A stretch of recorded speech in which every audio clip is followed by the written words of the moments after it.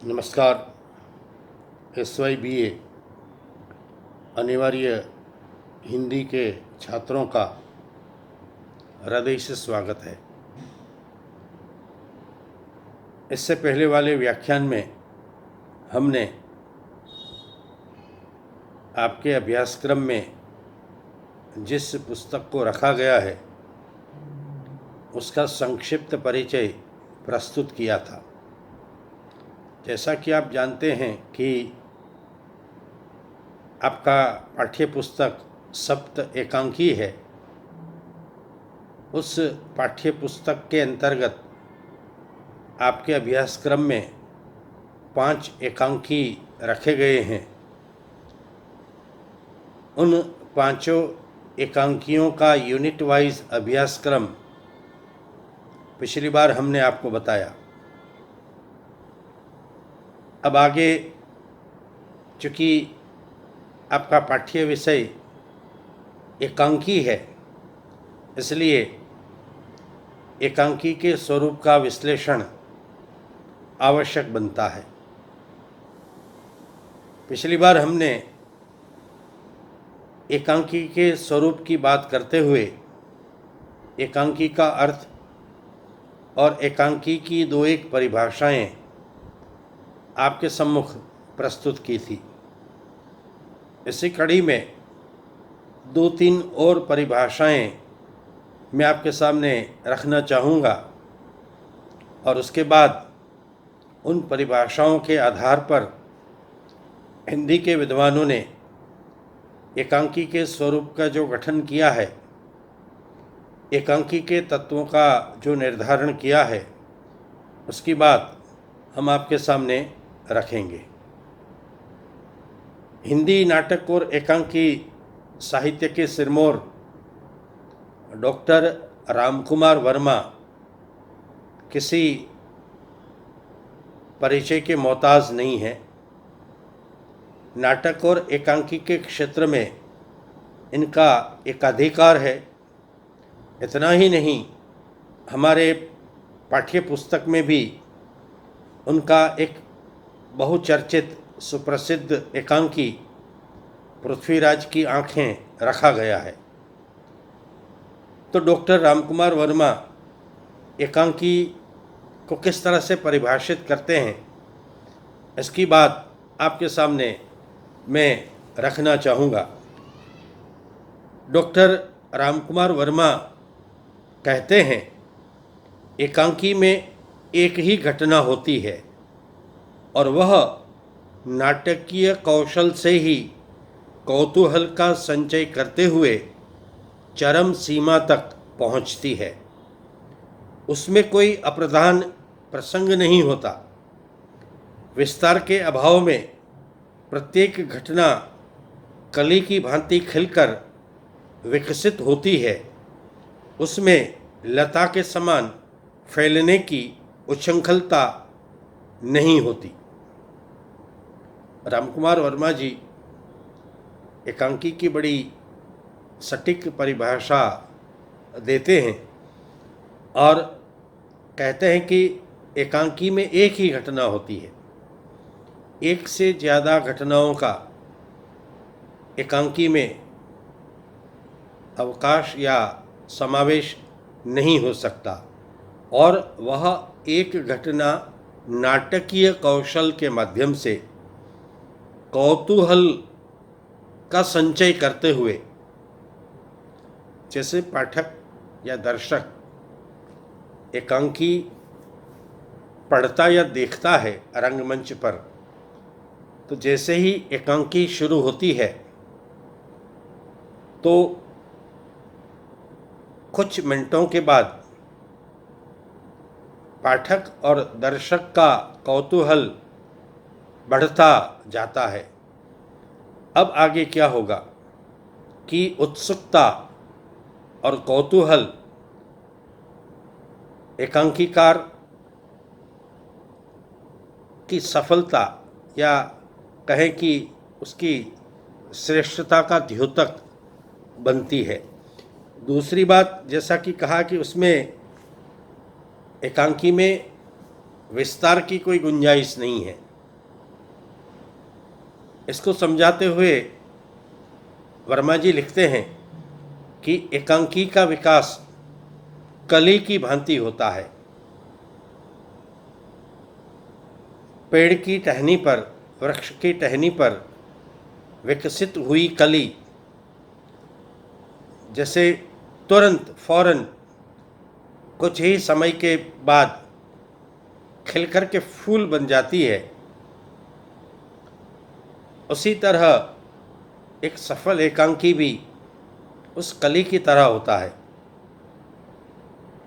इसको यूं समझाते हुए कहते हैं कि उसमें लता, बेल जिसको कहते हैं, वेल गुजराती में जे रीते फैलाय છે, विकसित थाय છે, एवी स्वतंत्रता, ऐसी स्वतंत्रता एकांकी में नहीं होती है। वर्मा जी इसी बात को पुनः इस प्रकार लिखते हैं कि उसके प्रारंभिक वाक्य में ही कुतूहल व जिज्ञासा की अपरिमित शक्ति भरी रहती है। कथानक तीव्र गति से आगे बढ़ता है और एक एक घटना भावक को घनीभूत करते हुए कौतूहल के साथ चरम सीमा में चमक उठती है। इसी घनीभूत घटना अवरोह में चरम सीमा विद्युत की भांति गतिशील होकर आलोक उत्पन्न करती है और नाटककार समस्त वेग से बादल की भांति गर्जन करता हुआ नीचे आता है। प्रवेश कुतूहल की वक्र गति से होता है। घटनाओं की व्यंजना उत्सुकता से लंबी हो जाती है। फिर घटना में घनीभूत तरंगें आती हैं जो कौतूहल से खींचकर चरम सीमा में परिणित होती है।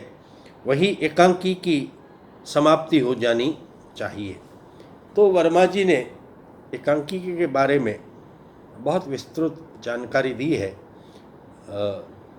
ज़्यादा चर्चा न करते हुए एक और परिभाषा, छोटी सी एक और परिभाषा आपके सामने रखते हुए हम आगे बढ़ जाएंगे। एक दूसरे परिभाषाकार हैं जिन्होंने एकांकी को यूँ व्याख्यात किया है कि एकांकी, हाँ, ये है उदय शंकर भट्ट, जिन्होंने एकांकी की परिभाषा दी है। वे लिखते हैं, एकांकी नाटक में जीवन का एक अंश, परिवर्तन का एक लक्ष्य, सब प्रकार के वातावरण से प्रेरित एक झोंका, दिन में एक घंटे की तरह, मेघ में बिजली की तरह, वसंत में फूल के हास की तरह व्यक्त होता है। बड़ी काव्यात्मक परिभाषा है। कहते हैं उदय शंकर भट्ट जी कि जीवन का एक अंश, समग्र जीवन नहीं, जीवन का बहुतेरा हिस्सा भी नहीं, मात्र जीवन का एक अंश और परिवर्तन का एक लक्ष्य, सब प्रकार के वातावरण से प्रेरित एक झोंका, हवा का एक झोंका जो अचानक से आता है और मन को प्रफुल्लित कर जाता है, आनंदित कर जाता है। उसी प्रकार एक एकांकी में उसका कथानक इस प्रकार का होना चाहिए। आगे लिखते हैं कि दिन में एक घंटे की तरह, पूरे दिन के 24 घंटे हैं, दिन और रात को मिला करके, उसमें से एक घंटा, मतलब पूरे रात और दिन 24 घंटे का एक हिस्सा एकांकी में जीवन के किसी एक अंश को, जीवन के किसी एक छोटे से हिस्से को व्यक्त करना होता है। मेघ में बिजली की तरह, बेशुमार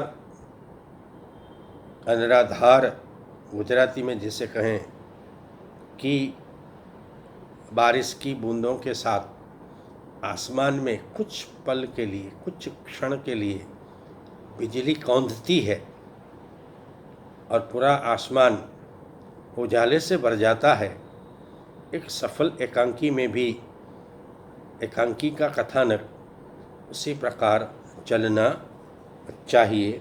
वसंत में फूल के हास की तरह व्यक्त होता है। वसंत ऋतु में फूलों का खिलना बड़ा मनोरम होता है और उद्यान में जाते ही उन खिले हुए फूलों को देखकर जैसे मन प्रफुल्लित, आनंदित और प्रसन्न हो जाता है, एक सफल एकांकी में भी उसका कथानक ऐसा होना चाहिए जो भावक को, दर्शक को, पाठक को प्रफुल्लित कर दे, आनंदित कर दे और कौतूहल के साथ, जिज्ञासा के साथ पाठक उस एकांकी को पढ़ता रहे और उसका आनंद उठाता रहे। यही एक सफल एकांकी का लक्षण हो सकता है। कुल मिलाकर के अन्य बहुत सारे लोगों ने भी एकांकी को परिभाषित करने का प्रयास किया है, पर विस्तार के भय से हम उन्हें छोड़ रहे हैं। अब एकांकी के स्वरूप की बात, जैसा कि मैंने आपको बताया था कि एकांकी के स्वरूप निर्धारण में एकांकी के प्रमुख तत्वों की चर्चा अब हम करने जा रहे हैं। एकांकी की परिभाषा में हमने विभिन्न विद्वानों के मत देखे। यद्यपि मूल बातों पर सभी एक मत हैं, पर उसके स्वरूप के संबंध में विभिन्न एकांकीकार अपना अपना दृष्टिकोण रखते हैं। सामान्यतः एकांकी के वे ही तत्व माने जाते हैं जो नाटक के हैं। एकांकी के तत्वों के संबंध में स्वर्गीय डॉक्टर बलदेव प्रसाद मिश्र का कहना है कि एकांकी में प्रायः वे ही उपकरण हैं जो नाटक के हैं। एकांकी के लिए भी वस्तु अर्थात कथा, पात्र, कथोपकथन, चरम सीमा इत्यादि की आवश्यकता रहती है। महत्व की दृष्टि से प्रथम स्थान पात्र और उसके बाद मनोविज्ञान का, दूसरा स्थान संभाषण या कथोपकथन का और तीसरा स्थान चरम सीमा या क्लाइमेक्स का और चौथा स्थान घटना या वस्तु का है। ये बात बता रहे हैं डॉक्टर बलदेव प्रसाद मिश्र। इस प्रकार एकांकी में पात्र के मनोविज्ञान का सबसे अधिक महत्व है। कथोपकथन का या संभाषण तो प्रत्येक नाटक या एकांकी का अनिवार्य तत्व है ही। एकांकी के चरम सीमा एक बिंदु पर केंद्रित रहती है। चरम सीमा पर ही श्रेष्ठ एकांकी समाप्त होता है। सत्य दर्शन के बाद उसकी व्याख्या करना हमारी अनुभूति को ठेस पहुंचाता है।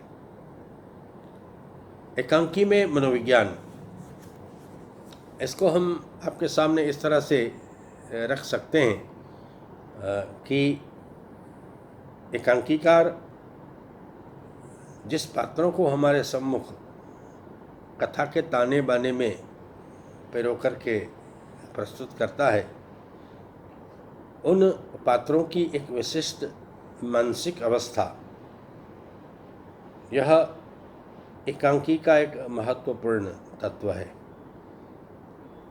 फिल्मों में अगर आपने देखा हो या कहीं पढ़ा सुना हो तो इसको केमिस्ट्री कहते हैं। दो पात्रों के बीच की जो केमिस्ट्री है वह उस फिल्म को, नाटक को, एकांकी को सफल बनाने में सहायक बनती है। अगर केमिस्ट्री मैच नहीं होती तो वह नाटक या फिल्म या एकांकी सफल नहीं हो सकता। पात्रों के बीच के मनोविज्ञान को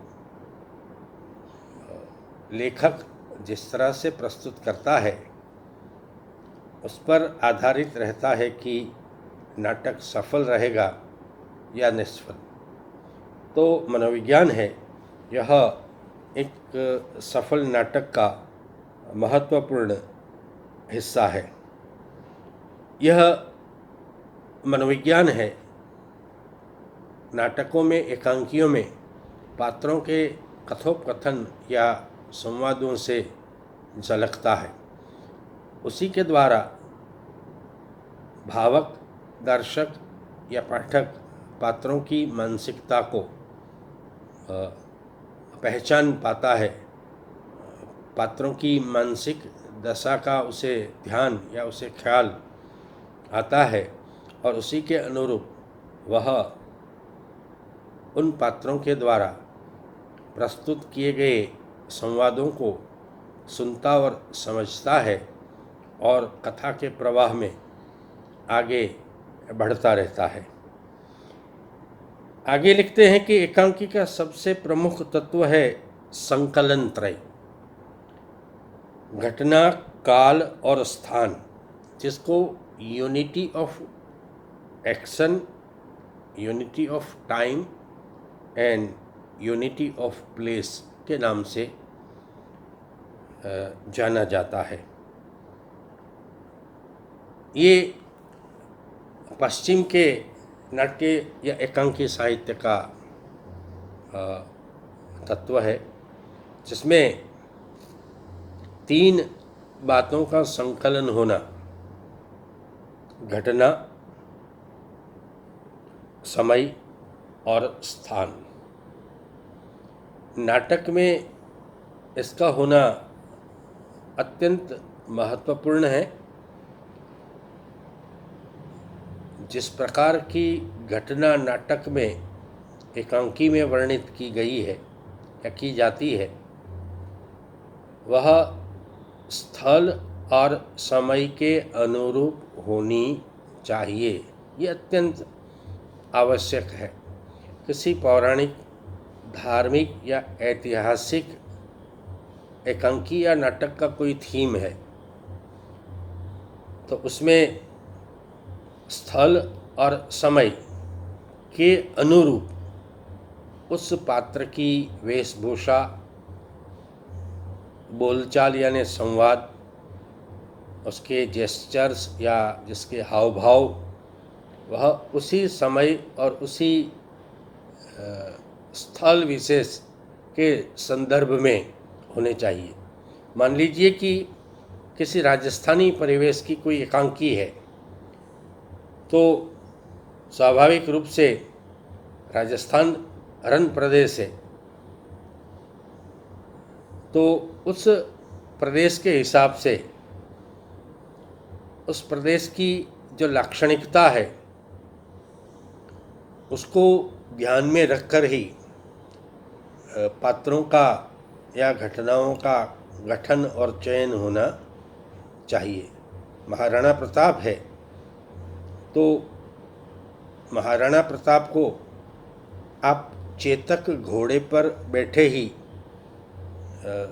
देखना अनुकूल समझेंगे। अगर महाराणा प्रताप को उस घोड़े के अलावा और किसी जानवर या और किसी साधन या माध्यम के द्वारा आता या जाता हम दिखाएंगे तो यह समय और स्थल दोनों की क्षति होगी। इसलिए प्रत्येक एकांकी आधुनिक युग का एकांकी है, नाटक है, तो उसमें आधुनिक परिवेश और परिस्थितियां, स्थल और समय का निर्वाह होना बेहद आवश्यक है। अगर नाटक पौराणिक है, ऐतिहासिक है, धार्मिक है, तो मान लीजिए कि रामायण पर आधारित कोई नाटक है, तो रामायण के जो पात्र हैं, जैसे राम है, सीता है, अन्य कोई पात्र हैं, तो उनकी वेशभूषा, उनकी बोल चाल, उनका रहन सहन, चाल ढाल, खान पान, ये सारी चीज़ें उस रामायण कालीन युग की ही होनी चाहिए। अगर इसको हम बदल देते हैं तो उसका प्रभाव है वह नष्ट हो जाएगा, समाप्त हो जाएगा और बेहतर से बेहतर प्लॉट वाला, कथानक वाला नाटक और एकांकी है वह निष्फल हो जाएगा। आगे लिखते हैं कि संकलन त्रय नाटक का एक महत्वपूर्ण हिस्सा है। हिंदी के अधिकांश एकांकीकार इस संकलन त्रय की उपेक्षा करते हैं। एकांकी में भी अप्रधान प्रसंग और अनावश्यक पात्रों को स्थान देते हैं। परिणाम यह होता है कि उनके एकांकी में 10-12 दृश्य होते हैं और उन दृश्यों को यदि अंक कहा जाए तो उनकी कृति महानाटक बन सकती है। ज़्यादातर हिंदी में ये हुआ है कि लंबे लंबे एकांकी लिखे गए हैं और उन लंबे लंबे एकांकियों में 10-12 दृश्य जो एकांकी के मूल स्वभाव के विरुद्ध हैं उसका आयोजन किया जाता है, तब फिर वह एकांकी न रह करके नाटक बन जाता है। हालांकि बहुत सारे ऐसे हिंदी के एकांकीकार और नाट्यकार रहे हैं जिन्होंने मर्यादा का ध्यान रखते हुए बड़े सफल एकांकी की जो समय मर्यादा है 30 से 35 मिनट अगर रंगमंच पर वह खेला जाता है, अगर पाठ्य एकांकी है तो ज़्यादा से ज़्यादा 10-12-15 पृष्ठों में ज़्यादा से ज़्यादा एकांकी समाप्त हो जाना चाहिए। ऐसे भी बहुत सारे एकांकी हमारे हिंदी में लिखे गए हैं, पर अगर इस तरह नहीं होता, संकलन त्रय का निर्वाह नहीं होता तो यह एकांकी की क्षति मानी जाएगी। इन सारी चर्चाओं के अतिरिक्त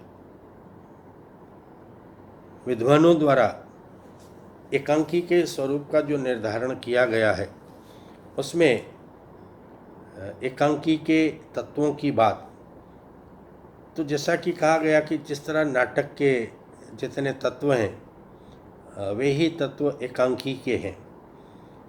उपन्यास और कहानी में जिस तरह 6 तत्व हैं वे सारे 6 तत्व तो नाटक और एकांकी में है ही, उसके साथ साथ संकलन त्रय, रंगमंच और अभिनेता ये या रंग निर्देश यह तत्व जुड़ते हैं तो कथानक, पात्र एवं चरित्र चित्रण, संवाद योजना, देश काल या वातावरण जिसको हम संकलन त्रय कहेंगे एकांकी के अंतर्गत, भाषा शैली और रंगमंच और अभिनय या रंग निर्देश, ये सारे एकांकी के प्रमुख तत्व हैं।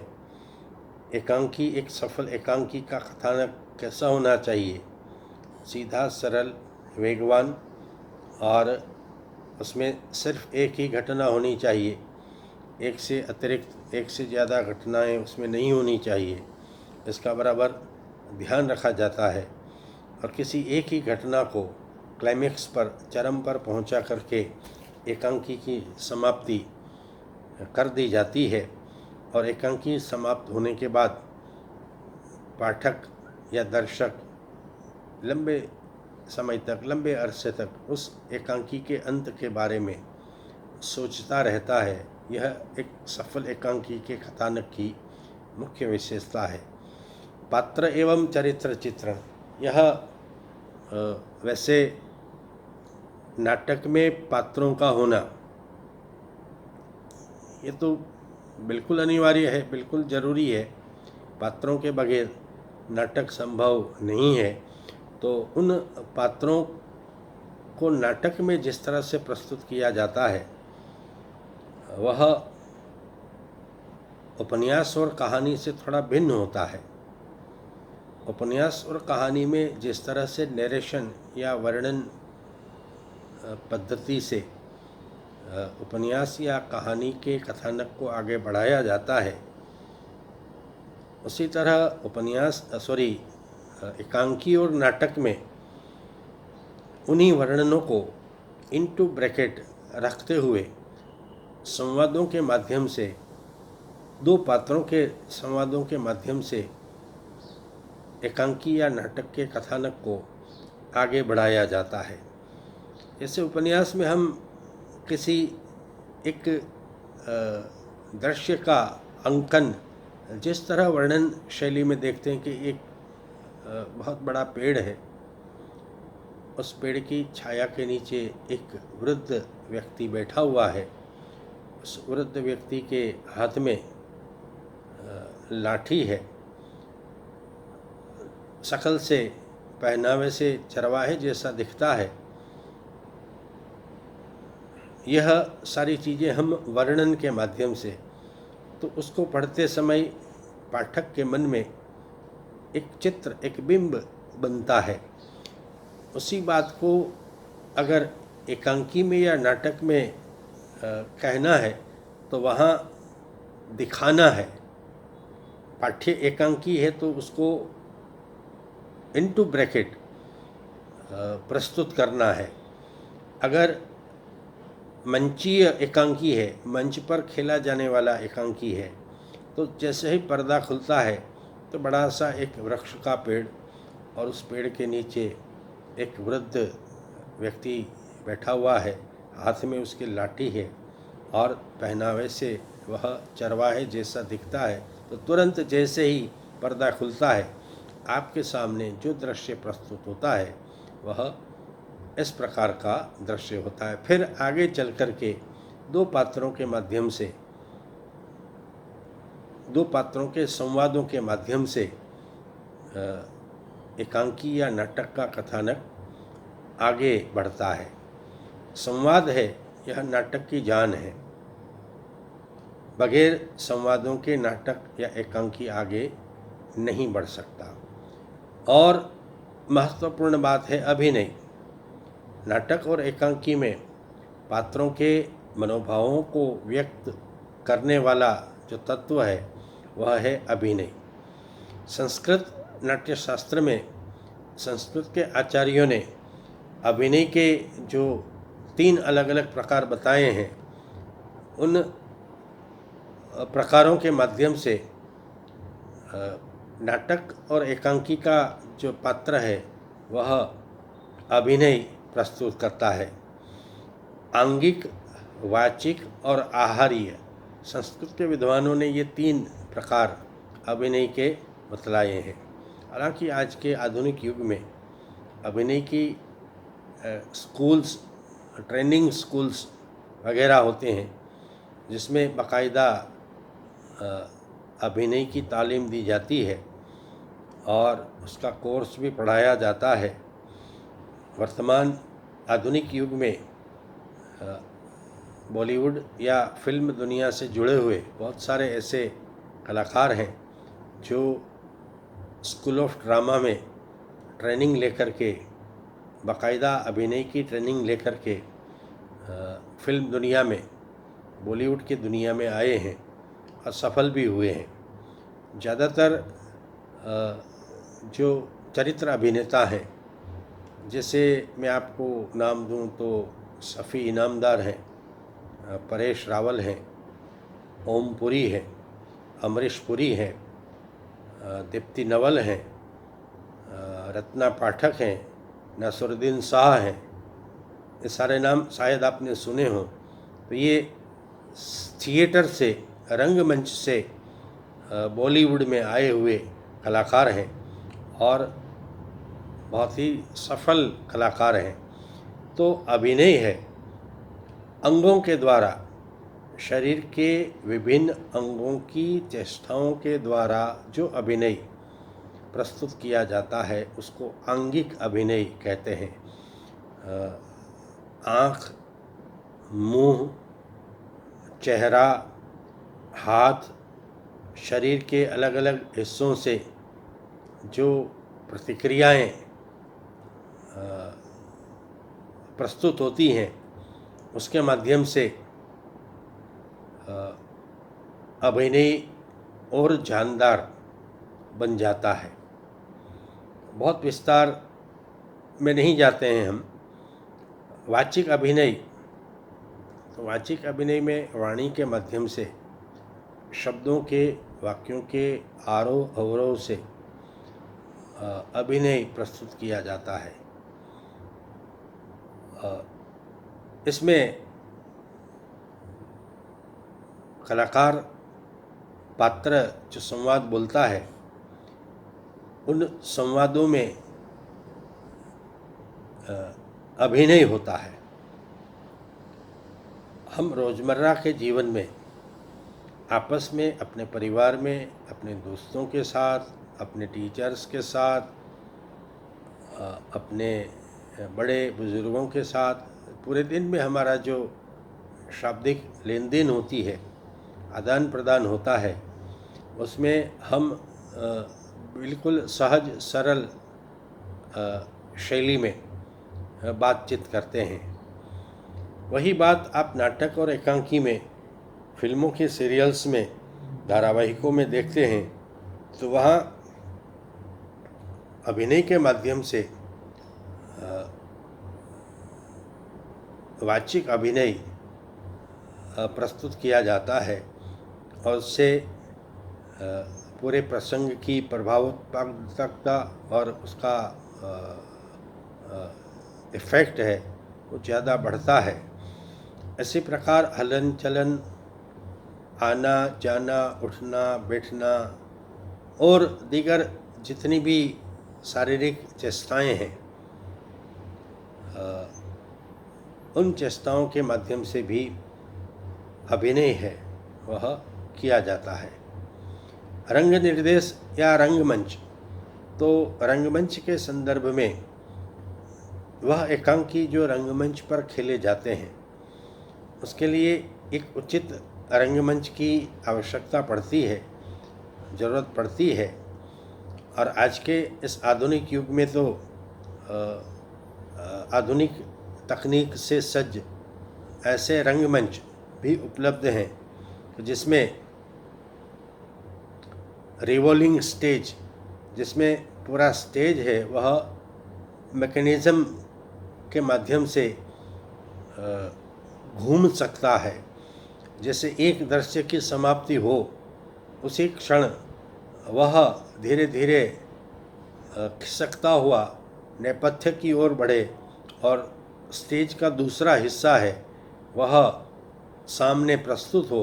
इस प्रकार के रंगमंच भी उपस्थित रहते हैं। आगे हम विस्तार के साथ और बातें अगले व्याख्यान में करेंगे। धन्यवाद।